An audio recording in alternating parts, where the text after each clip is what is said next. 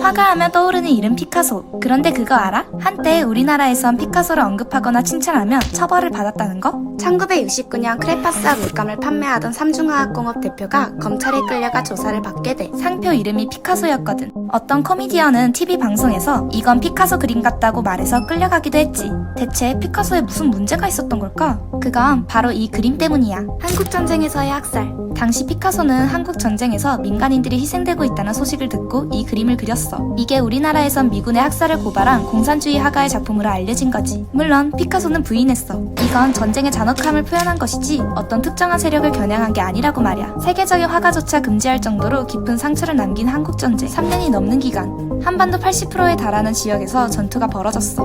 공식적으로 집계된 사망자만 해도 137만 명. 1951년 7월 10일 양측은 더 큰 피해를 막기 위해 전쟁을 멈추기 위한 협상을 시작해. 처음에는 개성에서 휴전회담을 했어. 원래 개성은 남측 영토였는데 그 시점에는 공산군 측이 차지하고 있었어. 유엔군은 6주 정도면 끝날 거라고 생각했지만 예상과 달리 협상은 길어졌어. 그래서 좀 더 안전한 곳, 그러니까 지금의 판문점으로 회담 장소를 옮겼지. 양측은 2년 동안 무려 765번의 회의를 했어. 그리고 1953년 7월 27일 오전 10시 정전협정에 사인을 하지. 선양을 했지만 총성은 바로 멈추지 않았어. 12시간이 지나야 효력이 나게 돼 있었거든. 마침내 밤 10시가 되자 총과 대포 소리가 일제히 멈추고 풀벌레 소리가 들려왔어. 그런데 말이야, 정전협정 체결에 참여한 나라는 어디일까? 먼저 정전협정 제목부터 볼까?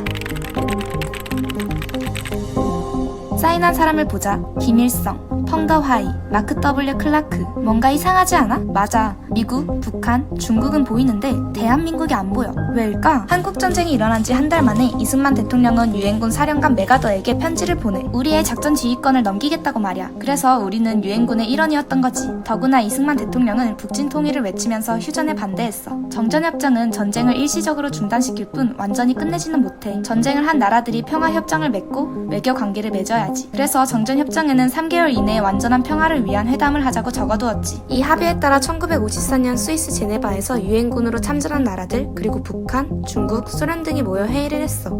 하지만 당시 세계는 자본주의권과 사회주의권의 기싸움이 치열해지고 있었어. 그래서 아무것도 이루지 못한 채 결렬돼 버린 거야. 결국 한반도는 지금까지 무려 68년간 전쟁을 완전히 끝내지 못한 정전 상태야. 세계 역사상 유일하지. 그러다 보니 여러 가지 문제가 생겨. 얼핏하면 전쟁 위기, 천문학적인 국방비, 모든 남성들이 의무적으로 군대를 가야 하고 접경 지역에선 지뢰가 수시로 터져. 대륙으로 가는 길도 막혀있지. 올해 피카소의 그림 한국에서의 학살이 71년 만에 우리나라에 찾아왔어. 우리도 이제 이 지루한 71년 전쟁을 그만 끝냈으면 좋겠어. 정말 그랬으면 좋겠어.